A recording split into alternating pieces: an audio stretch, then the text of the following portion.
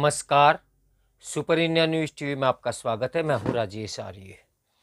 आइए देखते हैं आज का विशेष समाचार। कमला हैरिस की हार से सबक ले कांग्रेस। जब तक कांग्रेस वामपंथियों को अपना एजेंडा तैयार करने देगी तब तक उसकी वैसी ही दुर्गति होती रहेगी जैसी अमेरिका चुनाव में डेमोक्रेटिक पार्टी की हुई। अमेरिकी चुनाव में भी कमोबेश भारत जैसी कहानी ही दोहराई गई। जिस तरह भारत में कांग्रेस पार्टी पर अतिवादी वामपंथियों ने कब्जा जमा लिया है, कुछ वैसे ही अमेरिका में डेमोक्रेटिक पार्टी में कर लिया है। कमला हैरिस को अतिवादी वामपंथी बुद्धिजीवियों की ओर झुकाव का खामियाजा राष्ट्रपति चुनाव में करारी हार के रूप में भुगतना पड़ा। पारंपरिक रूप से डेमोक्रेटिक पार्टी की पहचान कामकाजी तबके की पार्टी के रूप में रही है, लेकिन पिछले कुछ समय से उसका नेतृत्व अभिजात्य ग्रंथि का शिकार होकर आम अमेरिकियों को भावनाओं और आकांक्षाओं से कट सा गया था। आम अमेरिकी दक्षिण अमेरिका और अरब देशों से आ रहे अवैध प्रवासियों के चलते मुश्किलों का सामना कर रहे हैं, क्योंकि इन बाहरी लोगों की वजह से न केवल अपराध बढ़ रहे हैं बल्कि अमेरिकियों के लिए रोजगार के अवसर भी सिकुड़ कर रह गए हैं। फिर भी डेमोक्रेटिक पार्टी के लिए यह कोई चिंता का मुद्दा नहीं रहा। उल्टे वह अमेरिका के अभिजात्य संस्थानों में हमास के पक्ष में कार्यक्रम आयोजित कराती रही।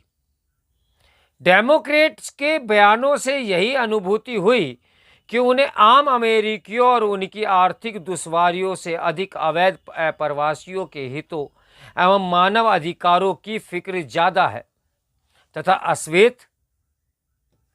श्वेत एवं ईसाई समुदाय जैसे बहुसंख्यक वर्गों की भावना उनके लिए मायने नहीं रखती। ऐसा लगा कि महंगाई और आर्थिक समस्याओं को लेकर भी हैरिस अनभिज्ञ सी थी। दूसरी ओर डोनाल्ड ट्रंप का रवैया स्पष्ट था। उन्होंने लोगों से कहा कि वे उन्हें वोट दें ताकि वह आपराधिक पृष्ठभूमि वाले अवैध प्रवासियों को बाहर निकालने के साथ ही मैक्सिको और अन्य देशों से आने वाले अवैध प्रवासियों को रोकने के लिए दक्षिणी सीमा पर मजबूत दीवार बना सके। साथ ही चीनी आयातों पर अंकुश के लिए टैरिफ बढ़ाने, अमेरिका में विनिर्माण को बढ़ावा देने और अर्थव्यवस्था की मजबूती पर भी ध्यान दे सकें। भारत में भी कांग्रेस पार्टी इन लोगों के साथ खड़ी होती है जो भारत तेरे टुकड़े का नारा लगाते हैं, रोहिंग्या घुसपैठ की ढाल बनते हैं और पाकिस्तानी आतंकियों के लिए आंसू बहाने वाले फारूक अब्दुल्ला के साथ गठबंधन करते हैं। डेमोक्रेटिक पार्टी का रुख रवैया भारत की कांग्रेस पार्टी जैसा ही दिखता है। अमेरिकी मीडिया का एक बहुत बड़ा हिस्सा भी वामपंथी जकड़न में है, जिसने रिपब्लिकन पार्टी और डोनाल्ड ट्रंप के खिलाफ खूब जहर उगला। अमेरिकी मीडिया पूरी दुनिया को बरगला रहा है कि हैरिस जीत रही है, लेकिन अमेरिकी जनता ने मीडिया का यह पक्षपाती खेल समझते हुए उसे सबक सिखाया। चुनावी अभियान में हैरिस ने ट्रंप को हिटलर, तानाशाही, नस्लवादी, महिला विरोधी, अविश्वसनीय और अशिष्ट और गंवार तक कहा। तमाम एंकरों और स्टूडियो में आए मेहमान भी इस गालियों को दोहराते रहे। अमेरिका की सबसे बड़ी विडंबना तो यह है कि विश्व का सबसे समृद्ध पूंजीवादी देश होते हुए भी वहाँ के विश्वविद्यालयों और वामपंथी प्रोफेसरों और छात्रों को भारी प्रोत्साहन दिया जाता है।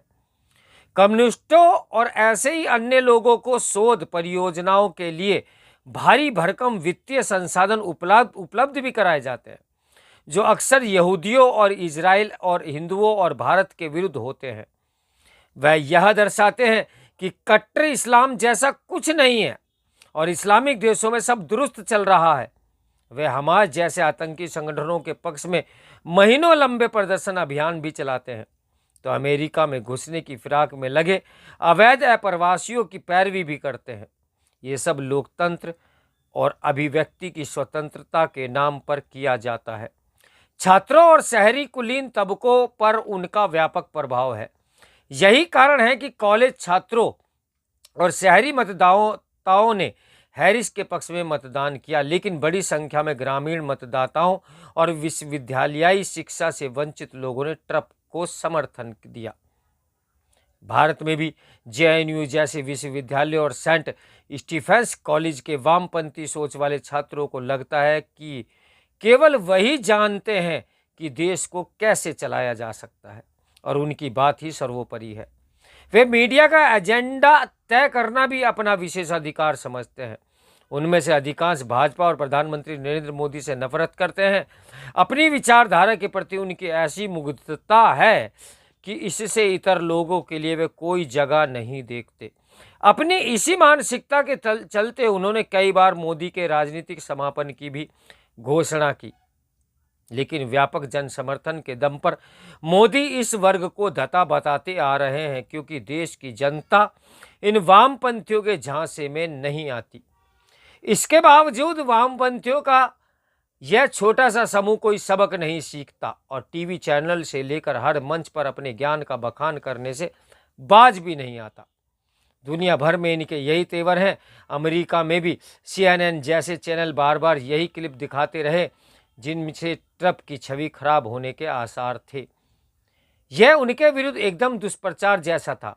इस सबसे हतप्रत करने वाला प्रयास तो वह ओपिनियन पोल था जो चुनाव की पूर्व संध्या पर दिखाया गया। इस पोल के अनुसार ट्रंप आयोवा राज्य में हार रहे थे, जबकि पिछले 2 चुनावों में वहां से भारी अंतर से जीतते आए थे।